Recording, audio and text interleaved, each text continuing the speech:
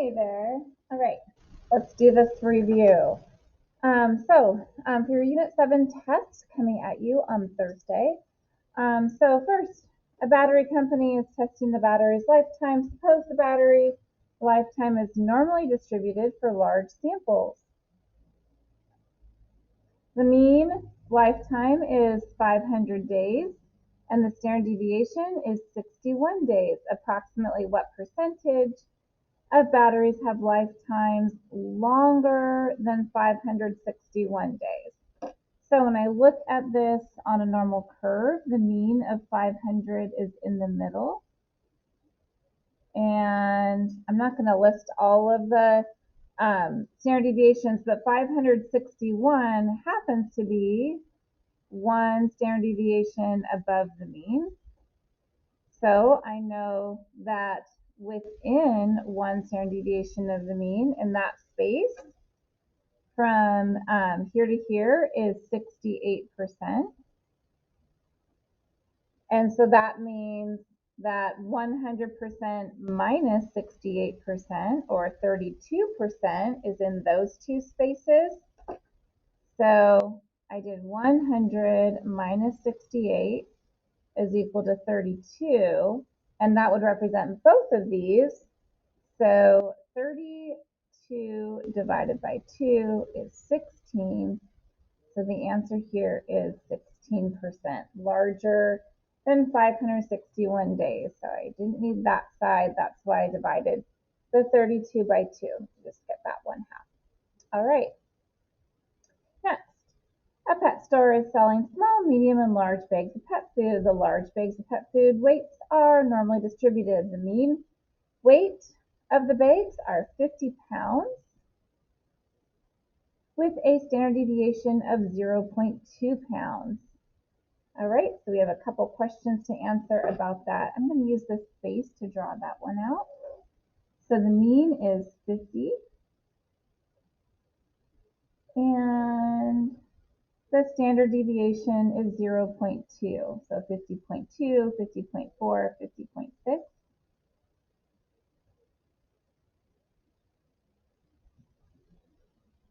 And going backwards, 49.8, 49.6, and 49.4. Okay, so about what percent of bags weigh less than 49.8%? So 49.8% is right here at -1 standard deviation. And so it's going to be 16% again. And another way I could find this, I just know it's 16% again because of how I just did this one to get the top side, which was also one standard deviation away from the mean. So this would be the same area.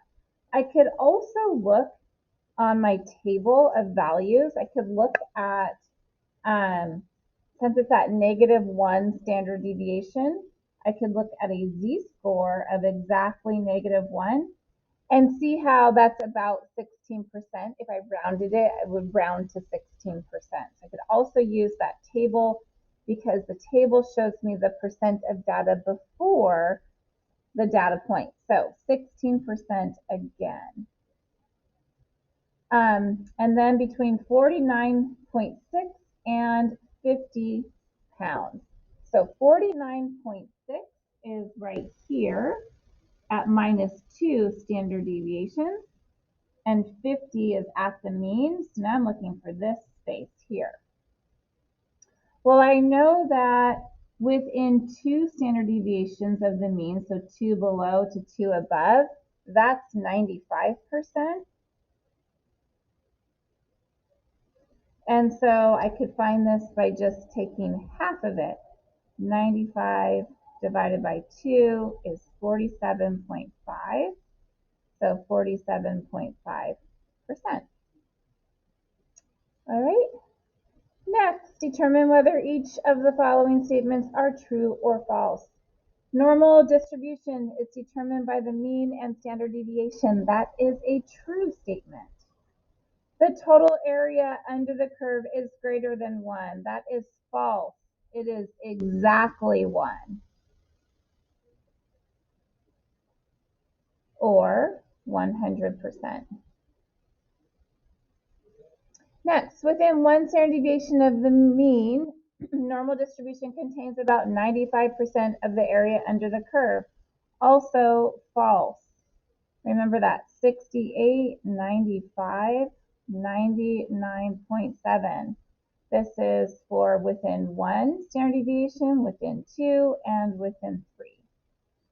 And finally, normal distribution is centered at the mean. It sure is. You always have the peak in the middle, centered at the mean. What is the curve for normal distribution called? It's called the normal curve.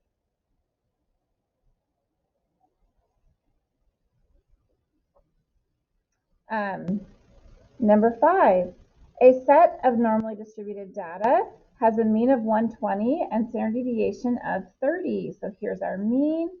It says to label, so the mean goes here, and then we count each spot by, or we label it by adding that standard deviation. So again, the mean was 120 and the standard deviation is 30.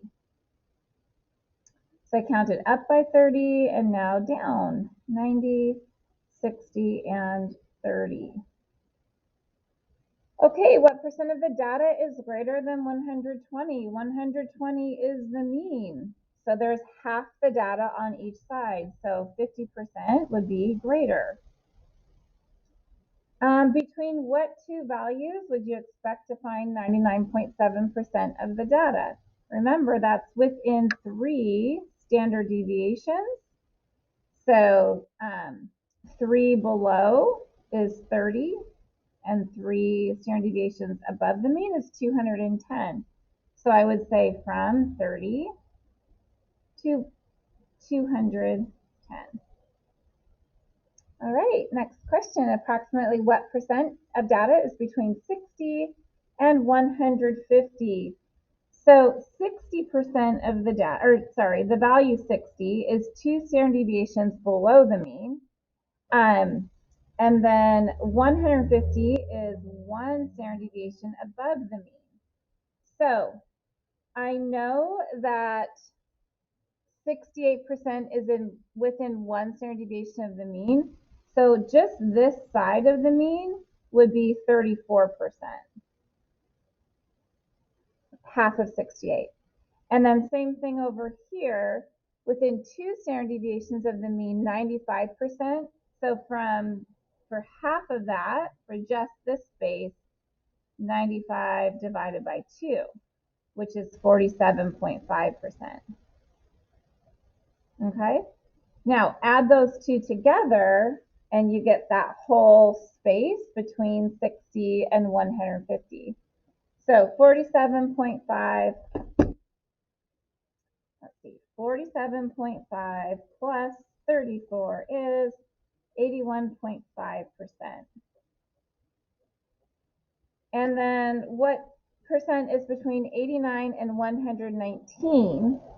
Well, 89 is not, let me use a different color here. 89 is right here, not in a standard deviation. So I have to find the z-score for that. 89 minus the mean divided by the standard deviation, rounded to 2 decimal places. 89 minus 120, divide the answer by 30, negative 1.03, negative 1.03.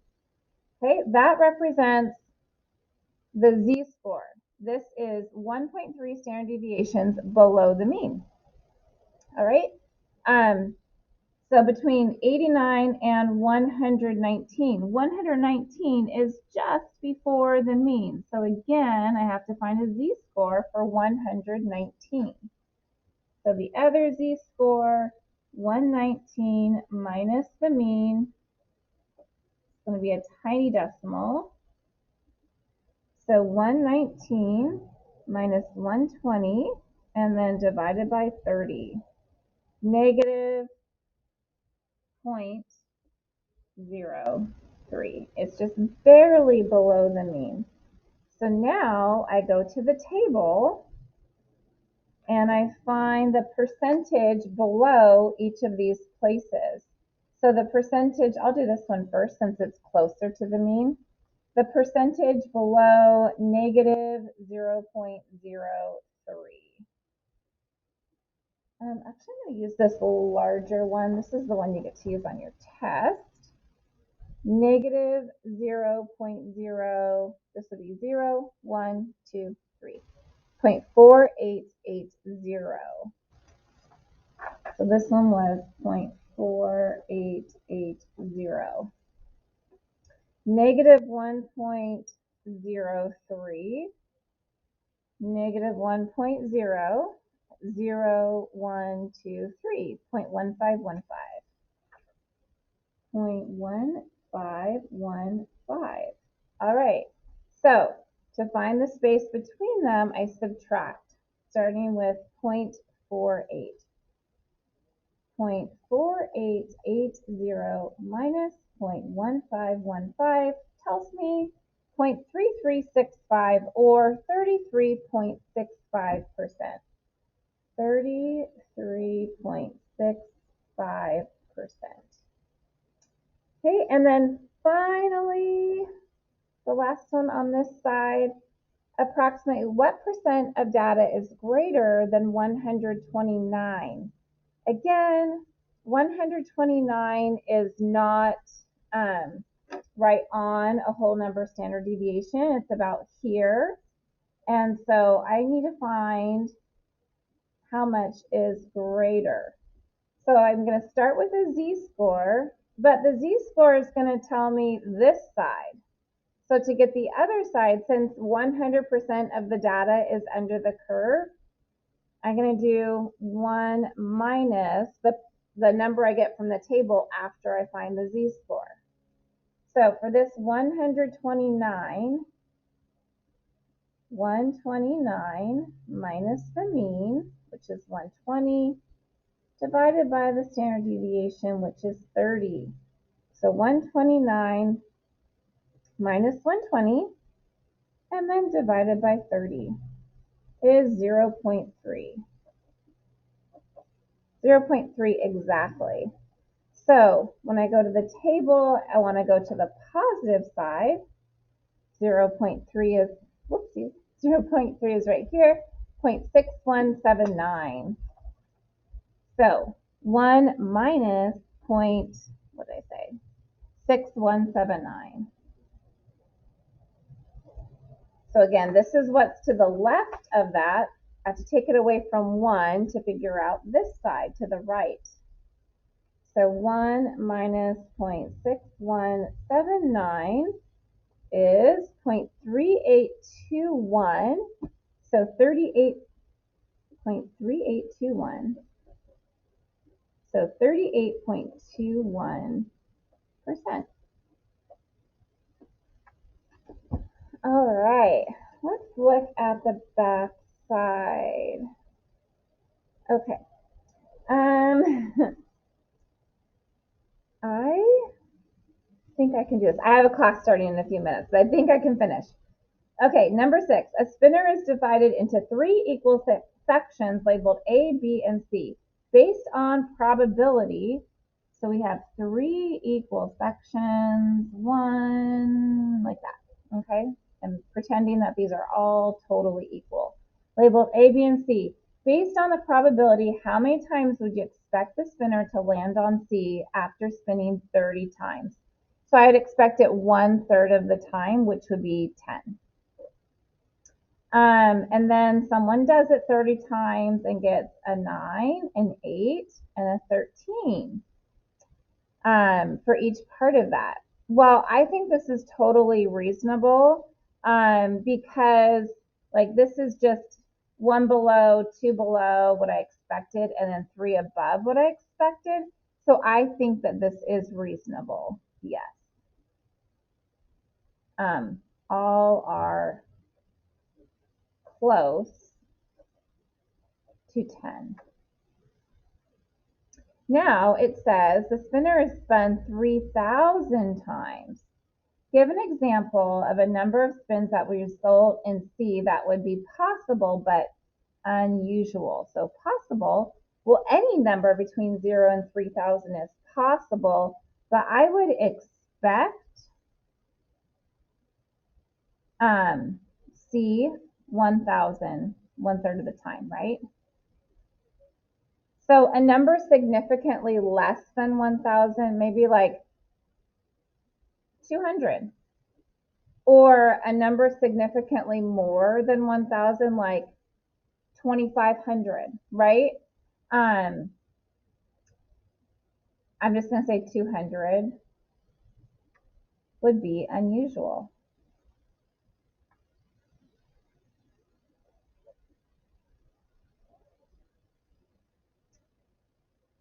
Okay, and finally we have a normal distribution. The mean is 50, the standard deviation is 5. So right here, 50 for the mean, 55, 60, 65. Oh. And then 45, 40, 35. And we have to find a bunch of, a little bit of a wonky curve there, but you get it. This is supposed to be the middle. 50 to 55, that's half of 68, 34%. 45 to 55, that's the full within 1 standard deviation, that's 68%. 40 to 60, that's within 2 standard deviations, that's 95%. 35 to 65, that's within 3 standard deviations, that's 99.7%. And finally, 45 to 60. So between 45 and 50 is half of 68, 34. And 50 to 60 is half of 99, so 47.5. And when you add them together, 34 plus, have a student, I'm almost done, plus 47.5. 34 plus 47.5, 81.5%. All right, that is the end of the review. So please study. You can rock the socks off this test. You're going to do so great, but you have to study. Do this again. Do it all sorts of times. Okay.